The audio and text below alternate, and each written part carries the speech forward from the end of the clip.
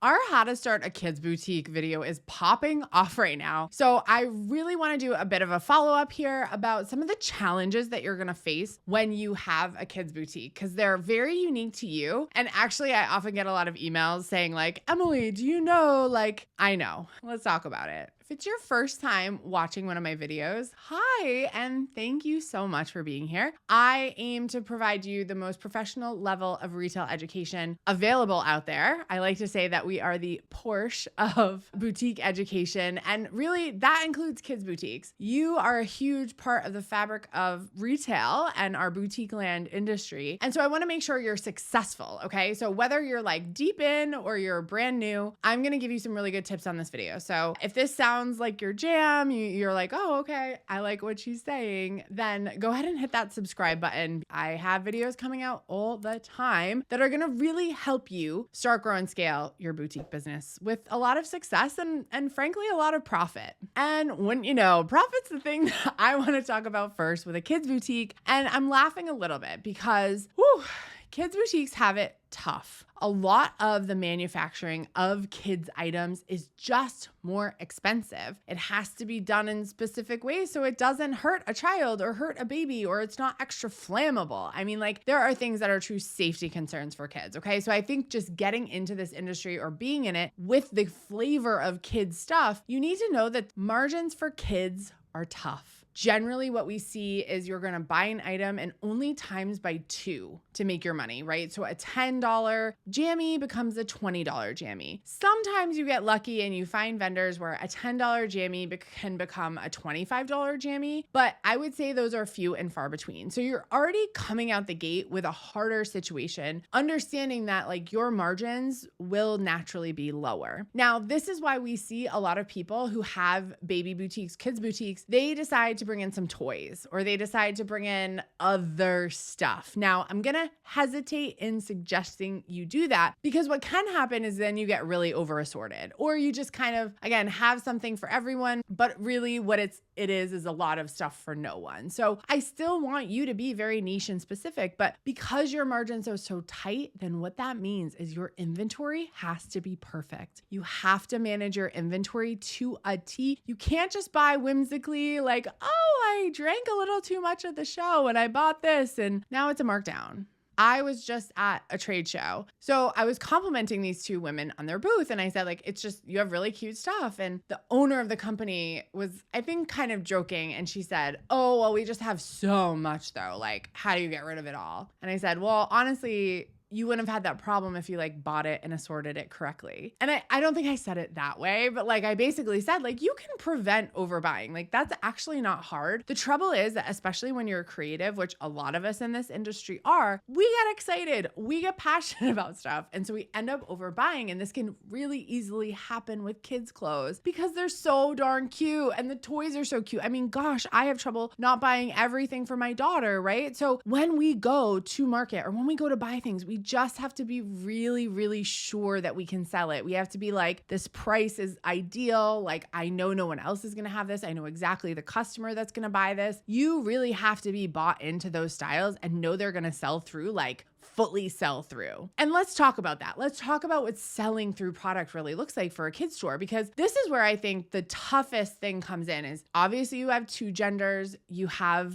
kind of the gender neutral, like beiges and blacks and browns and navies of the world as well, right? But you are approaching it with a 2 gender format just from the jump. And then you're coming in having to do like 11 different sizes if you're carrying newborn to like 6, 7, 8, right? So that's a ton of inventory. This is why, you know, much like shoes, much like denim, like not everyone sells them because they're super size intensive. Kids is like that too. Just the sizing alone makes this whole thing just hard from the jump, okay? So what am I gonna tell you? And actually, before I tell you that, if you like what I'm saying and you're like, yes, yes, yes, you speak my language, please, I would love if you would subscribe to my channel. All you have to do is hit the red button below. More people need to know about this. More people need my education, and you can do me a huge favor by clicking that subscribe button so I can get to more people. My crazy insane goal this year is to get to 100,000 subscribers. So will you be my next one? So what do you do with sizing? Okay. you have to be focused. If you're just starting out, I want you to say, like, what are the sizes that my kid wore the most? Or what are the sizes that I felt that I needed the most when I had a kid growing up? Now, if you don't have a kid that's growing up or you're not in that situation, you can always go to your vendors and say, hey, like, be real with me. Like, what sizes generally sell? Or maybe you ask around and say, hey, sister, like your daughter, how long was she in each size? Do you remember? Now, every kid is different, right? My general thought, though, is that the sizes that are the most flexible for kids tend to be in those T sizes, those toddler sizes. I've found for me, my daughter has lasted the absolute longest in size 2T, 3T, and now she's on to 4T. But this has been about a full year of her being in these sizes. So there's been a lot of opportunity for me to buy new things in the sense that it's been a lot of different seasons. And instead of having to just buy a lot of jammies when she was younger, because she's like always outgrowing those, now it's a bit more like I'm buying for a season, not necessarily, oh, she grew size, right? So you've got to think about both of those things. And when you go to buy sizes, really consider that. How long is a kid gonna be in these sizes, right? And maybe you live in an area where you feel like, oh, the kids here are a little bit smaller. Or, oh, we have huge kids. Or, I go to playgroup and all the kids are like bigger than my kid. Or, right? Start to think about that. What I generally tell most people is that buying between like 6 to 9 months all the way up to like 4T or 5 is a really nice place to start. You're going to get the biggest amount of kids that are kind of in that group, right? Because you're kind of hitting the zeros, age under a year, and then you're getting all the way up to hopefully like age 5, 6. So that should cover most of it, right? Now, if you are in a situation where you want to have newborn or preemie, or you do want to do older kids, like big kids and teens, tweens, like that's a whole nother story. And I do think there's opportunity for more spaces for that age in particular. But even if you don't decide to do size 7, 8, and you just want to stick to the smaller sizes, that's a great way to start, honestly. And it helps you manage your inventory. So you're not buying 11 sizes, you're buying like 6 or 7 maybe, right? That takes out a lot of inventory. Imagine you have to buy 2 or 3 of each of those sizes. That could save you, 5 to 15 units and quite a bit of money. The last thing that tends to be really hard for children's boutique owners is that you have to order really far out. You don't have a lot of shows, you don't have a lot of vendors. That can make you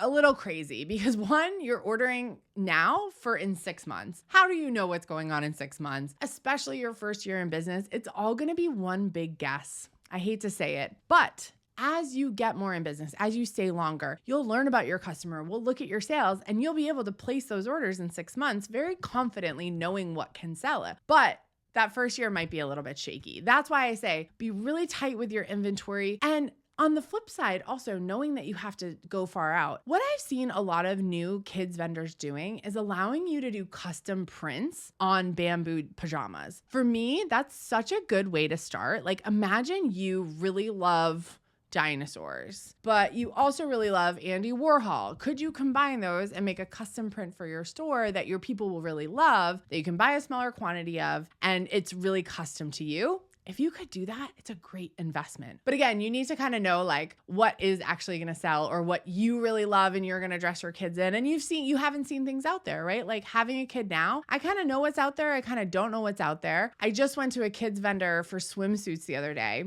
So cute. And I was freaking out about her prints because I'm a print crazy person. And the places I shop for my daughter, I'm always like, the prints are fine. They're cute. But like these prints in the booth, I was like, oh, I want to buy them, like just really, really such good prints. As you can see, these prints are really adorable. And honestly, they're unique. I haven't seen them out there. This is what we need more of in the kids boutique world. We need more people giving us new prints, giving us new colors, giving us new practical ideas for kids because getting kids dressed is hard. Please don't make a leather jacket for my 6-month-old. We don't need it. She's not going to be able to get her little arm in there. And if you know, you know, okay? So I tried it. It didn't work.